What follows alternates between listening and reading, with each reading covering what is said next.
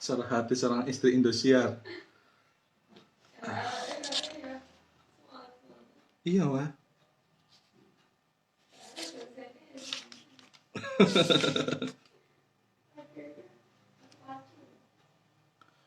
Oke, ini saja Okta SP.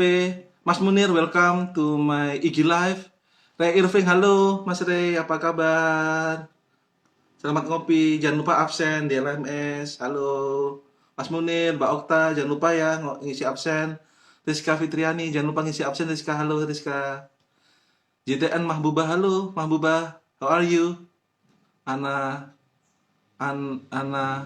Mutika Dewi, halo Ana, how are you? Bentar ya, sambil saya ngajak teman-teman yang di HPI 2. Sambil nunggu teman-teman ya, teman-teman. Olip, halo Olip.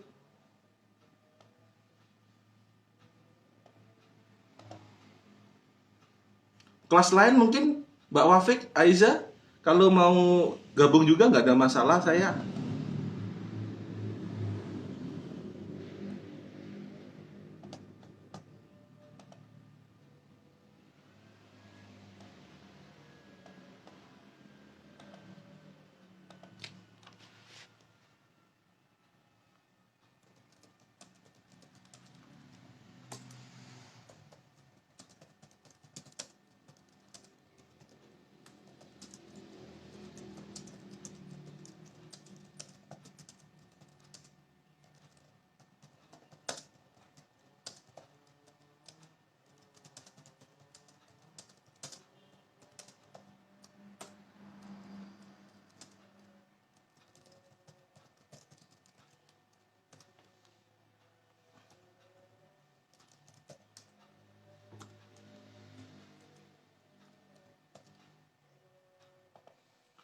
Oke Mas Ridho, Mbak Sofianata, makasih waktunya.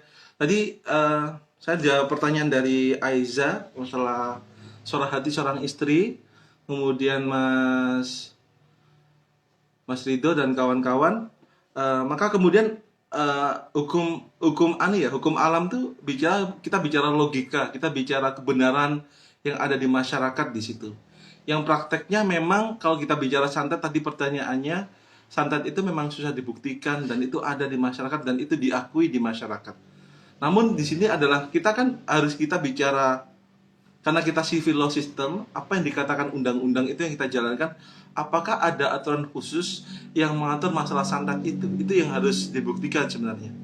Maka kalau kita tidak bisa buktikan, kalau kita main lapor aja atau main sebar aja, kan itu berujungnya itu adalah fitnah atau pencemaran nama baik kalau kita tidak bisa buktikan. Itu susahnya kalau kita bicara ilmu metafisika, walaupun itu ada dan kita akui itu ada di sini masalah goib.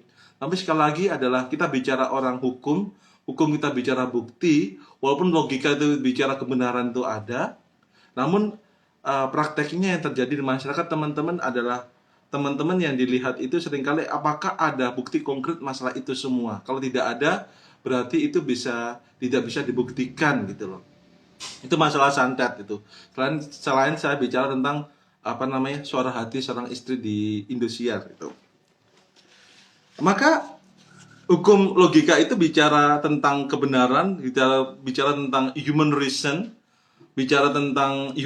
Jadi human reason itu teman-teman yang diakui di Indonesia itu mengapa adanya aturan hukum tadi. Contoh, mengapa kita perlu ada sertifikat tanah? Mengapa kita perlu ada sertifikat tanah? Kalau tidak ada sertifikat tanah atau namanya surat tanah, maka hal tersebut bisa membuat banyak pertumpahan darah atau perebutan tanah.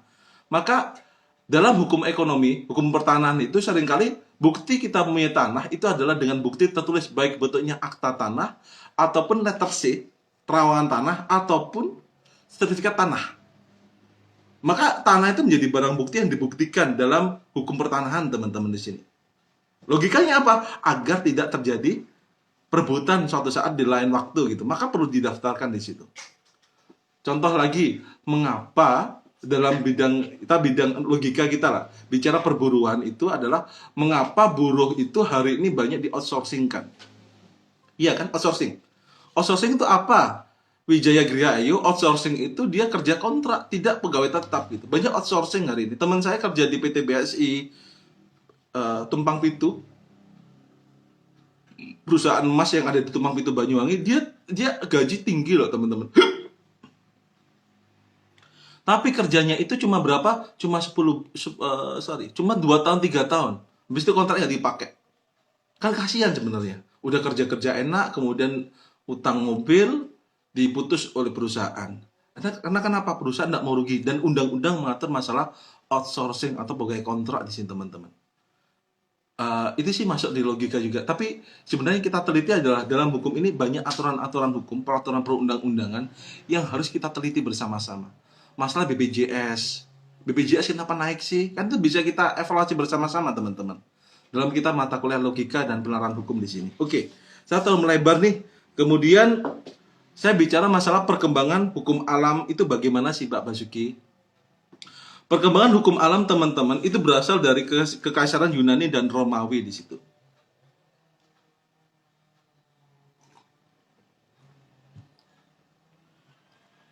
Bentar ya teman-teman ya. Saya ngecek kelas HPI 2.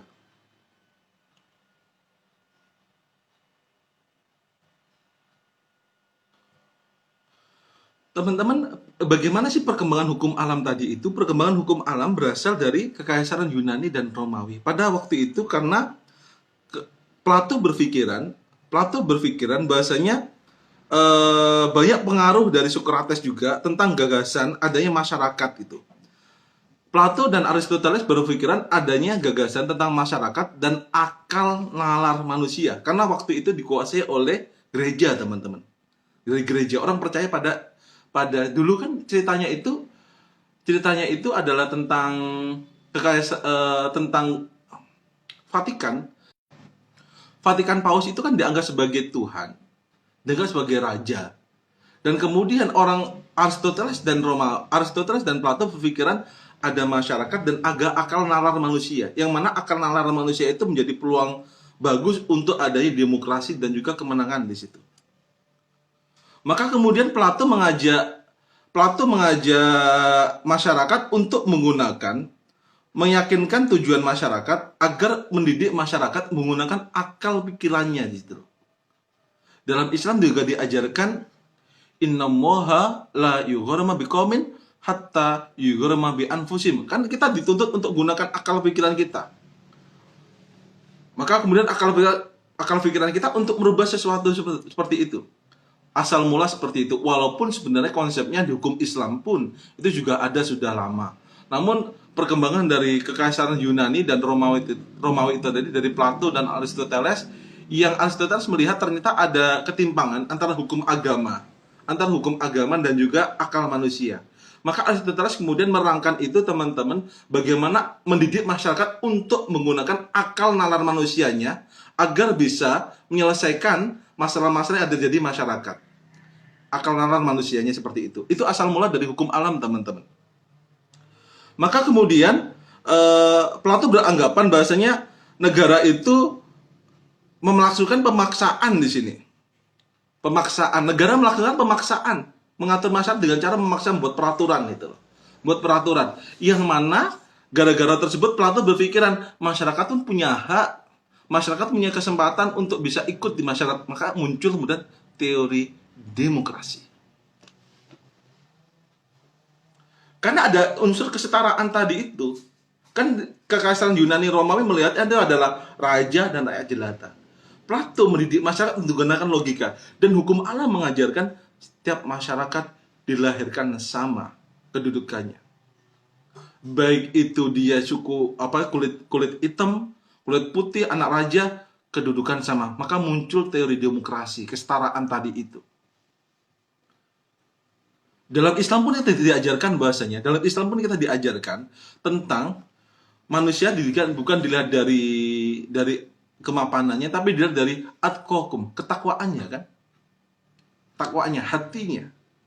Maka sebenarnya konsep dari semua agama itu mengajarkan tentang kesetaraan, teman-teman, keseimbangan. Kita nggak bicara Chinese, kita nggak bicara Jawa, kita nggak bicara Madura. Mereka punya kesempatan yang sama dalam mengatur masyarakat di sini. Dalam hukum pun Di pengadilan pun semua kedudukannya itu adalah sama. Tidak masalah Anda orang anak pejabat atau tidak, kedudukan itu adalah sama. Hari ini teman-teman, sistemnya hari ini adalah meritokrasi.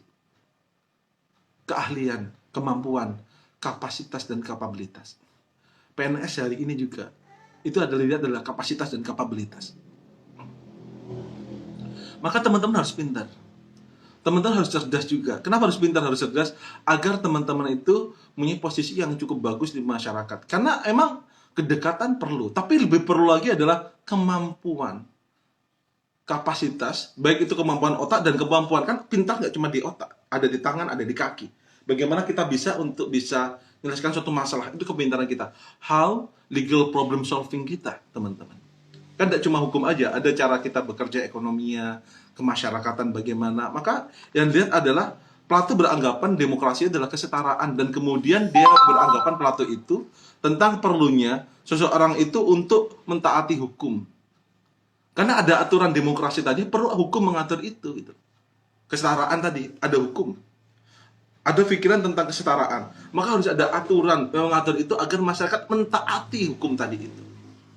Kalau nggak ada hukum, bagaimana orang itu bisa menjalankan tugasnya gitu. Dalam hukum alam, teman-teman. Hukum alam kan kita bicara tentang logika, kita bicara tentang etika moral, kita bicara kontrak sosial. Kita bicara kemudian ajaran agama.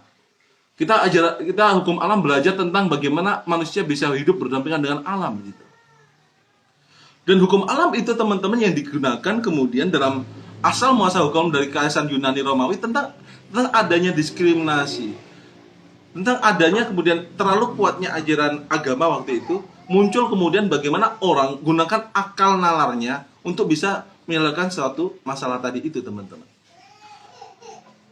Maka setelah adanya kesetaraan, gunakan logika itu muncul yang gunakan Plato, Aristoteles, itu adalah adanya aturan hukum yang menaungi itu semua agar masyarakat mentaati aturan itu tadi. Walaupun prakteknya adalah banyak hukum juga yang perlu kita koreksi bersama-sama, tapi kan itu wajib kita taati. Yang dibuat oleh legislatif, yudikatif gitu. Itu, teman-teman. Dalam konsep masalah asal mula adanya sejarah tentang hukum alam di sini. Maka setelah itu adalah setelah kekerasan Romawi selesai, maka muncul ajaran agama Kristen pada masa pemerintahan Raja Konstantin di sini. Pada masa ini prinsip hukum masih dipengaruhi oleh ajaran gereja. Setelah Romawi Yunani muncul paham gereja tentang yang dipelopori oleh Raja Konstantin tentang perlunya ajaran gereja masuk di situ, teman-teman. Dan ajaran itu mengatur tentang melawan adanya perbudakan dan juga vandalisme. Perbudakan, dan dulu kan orang itu adalah budak, pembantu yang bisa diakukan seperti barang gitu loh. Maka kemudian muncul perbudakan itu dilawan juga oleh Raja Konstantin di sini. Awal mula dari tradisi Yudeo dan Kristiani itu. Maka ada Romawi, Yunani, ajaran dari Raja Konstantin. Kemudian muncul yakni yang paling kuat, yakni adanya tentang masa pencerahan, teman, Enlightenment. Ada masa pencerahan. Masa pencerahan itu muncul pada masa Immanuel Kant tentang menggunakan reasonnya atau otaknya, menggunakan pendapatnya di situ. Menggunakan otaknya. Di masa pencerahan tadi orang-orang cenderung menulis buku, kemudian dia menemukan aturan hukum dengan cara menggunakan akal pikirannya. Yang didewakan adalah akal pikirannya, teman-teman, pendapatnya. Apakah Islam boleh menggunakan pendapat? Boleh gunakan logika, cara berpikir kita, otak kita. Namun saat beribadah kita harus gunakan hati seperti itu. Karena kemudian di arah pencerahan itu orang-orang mulai menyadari pentingnya orang itu sederajat, atau kebenaran tadi itu, gunakan logika tadi, kebenaran itu muncul gitu. Itu yang asal mula hukum alam, termasuk setelah pasca Perang Dunia Kedua, teman-teman. Pasca Perang Dunia Kedua itu orang-orang sudah menyadari tentang cara penting menggunakan akal pikiran, tingkat kesejahteraannya sama, dan juga perlunya kita itu agar punya kesepakatan, perjanjian kontrak yang disepakati bersama. Maka sebenarnya konstitusi itu adalah perjanjian kontrak. Konstitusi itu perjanjian kontrak antar negara dengan pemerintah. Konstitusi itu. Aturan pun sama, kesepakatan yang dibuat oleh perwakilan kita dari legislatif di situ. Yang mana kesepakatan ini harus dijalani. Asal mula dari itu semua dari mana teman-teman? Dari akal, dari logika, dari cara berpikir. Cara berpikir berasal dari mana? Dari etika, moral, ajaran agama, kontrak sosial. Kontrak sosial apalagi ya? Kontrak sosial.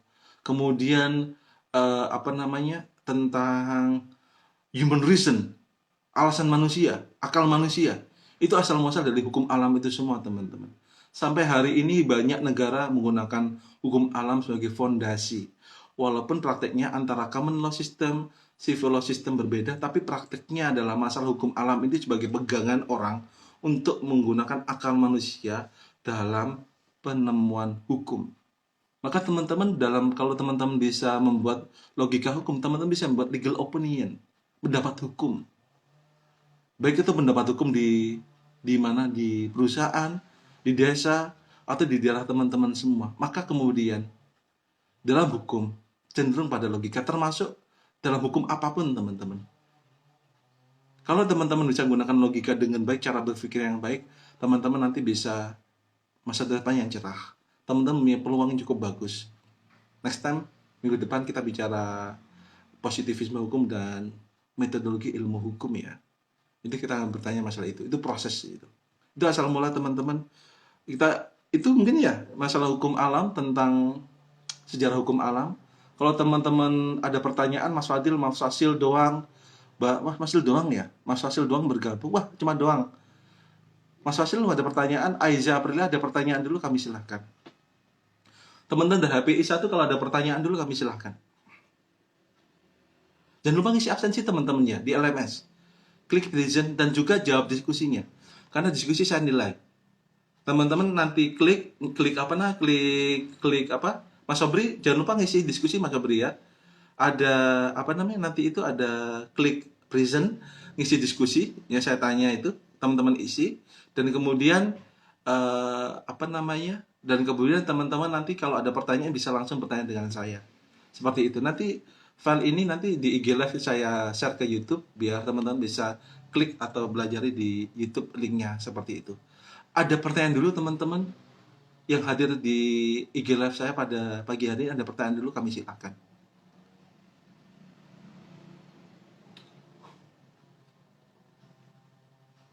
Ada pertanyaan teman-teman? Tidak ada ya? Cukup ya? Kita cukupi dulu.